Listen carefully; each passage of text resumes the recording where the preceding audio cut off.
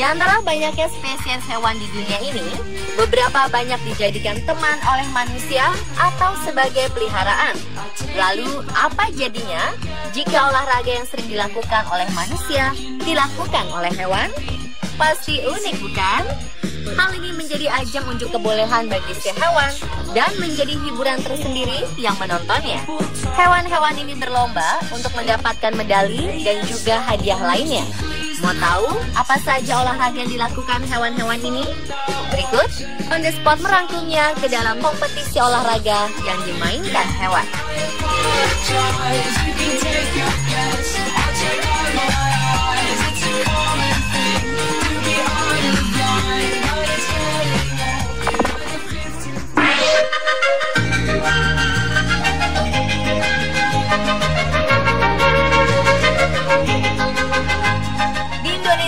Babi kerap dianggap sebagai hewan yang menjijikkan. Namun di Rusia, babi malah diperlombakan menjadi sebuah olimpiade babi. Olimpiade yang rutin digelar ini memperlombakan beberapa cabang olahraga yang dilakukan oleh para babi. Di antaranya balap lari, meloncat, dan juga sepak bola babi. Dan sama halnya olimpiade, setiap pemenang akan mendapatkan medali emas dari Federasi Sport Peak. Kalau begini, babi-babi ini terlihat lucu, bukan pemirsa?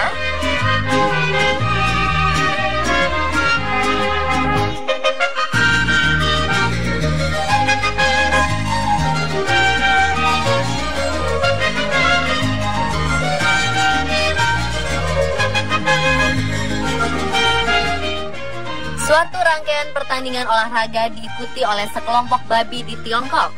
Salah satunya kompetisi berenang oleh 10 ekor babi terlatih ini. Pertandingan di Changsha, Provinsi Hunan di Tiongkok ini merupakan rangkaian menyambut Hari Buruh. Pertunjukan May Day ini dilangsungkan di Danau Siang, kawasan wisata terkenal di Changsha, sehingga acara ini pun menjadi tontonan bagi para wisatawan. Sang penggagas acara Shi Huang mengatakan bahwa kelompok anak babi belia ini sudah dilatih dan mendapatkan pangan yang cukup. Menurutnya, hewan-hewan ini tampak bersemangat dalam berkompetisi. Apalagi babi memang senang berada di dalam air. Namun demikian, pihak berwenang mendapatkan sejumlah keberatan yang meminta agar perhelatan ini tidak digelar lagi.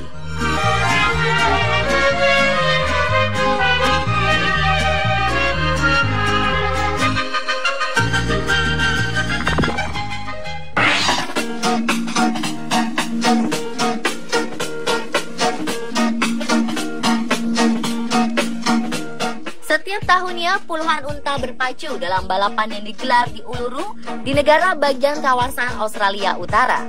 Balapan ini pun menjadi ajang untuk menggalang dana guna membantu sejumlah yayasan dan organisasi non-profit.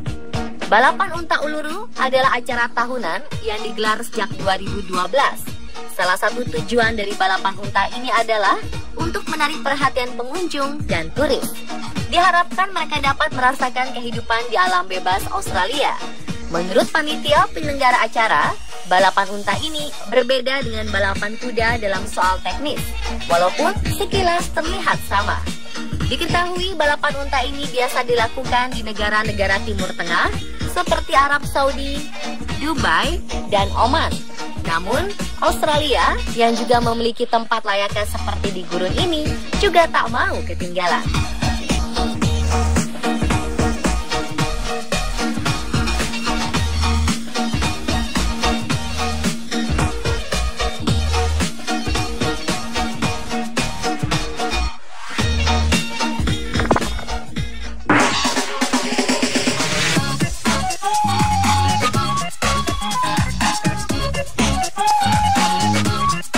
Di Swedia, ada sebuah kompetisi khusus kelinci yang dinamakan Rabbit Hopping Competition. Kompetisi ini dimulai di Swedia pada 1970 oleh sekelompok pecinta kelinci. Saat itu lompat kelinci hanya menjadi kompetisi klub semata yang tidak banyak diketahui orang. Hebatnya, kompetisi ini justru semakin populer di Swedia. Hingga pada 1987 ditetapkan kejuaraan nasional lompat kelinci yang membuat popularitas event ini menyebar ke seluruh Eropa. Pada 1990-an, Norwegia menjadi negara pertama yang bergabung dengan Swedia dalam kontes kelinci ini. Kepopuleran kompetisi ini mempelopori didirikannya Swedish Federation of Rabbit Jumping pada tanggal 3 September 1994. Jerman ikut bergabung dalam federasi ini pada tahun 2000, sementara Amerika Serikat menyusul di tahun 2001. Pada tahun 2013, kompetisi ini sudah merambah ke Australia. Seperti Olimpiade Atletik, kompetisi ini juga mengutamakan kelincahan dan gerak tubuh kelinci. Di sini kelinci-kelinci melompati rintangan yang dibuat menyerupai palang lompatan kuda. Pertandingan ini dibagi dalam beberapa kelas, yaitu kelas straight, croquet, high jump, dan long jump. Masing-masing kelas ini menetapkan standar lompatan tertinggi yang harus dicapai kelinci untuk menjadi pemenang. Standar lompatan tertinggi untuk kelas long jump adalah 60 cm hingga 80 cm.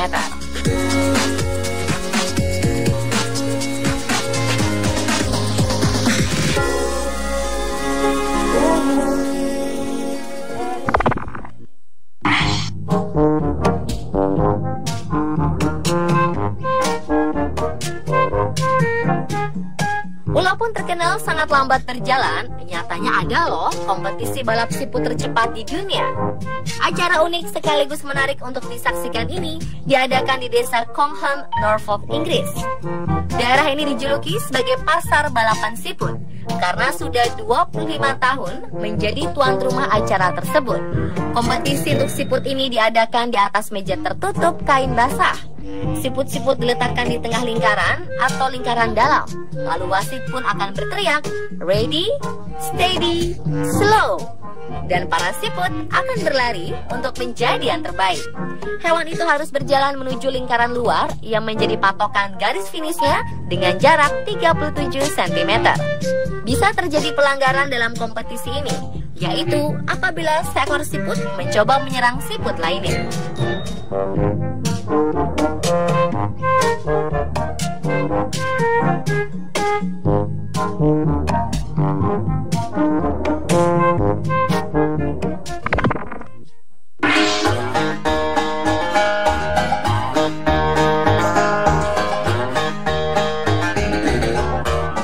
Gulat serangga sangat populer di negara-negara Asia, khususnya di Tiongkok.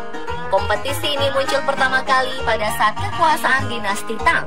Kini, kompetisi tersebut begitu populer di Jepang.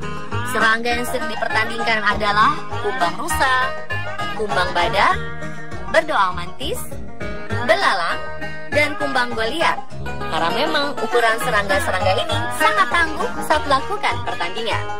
Para pemilik serangga rela mengeluarkan biaya berapapun agar serangga miliknya menjadi kuat, seperti memberi makan tebu dan serangga betina untuk merangsang kejantanan mereka. Wow, ada-ada saja ya, tidak perlu ditiru ya pemirsa.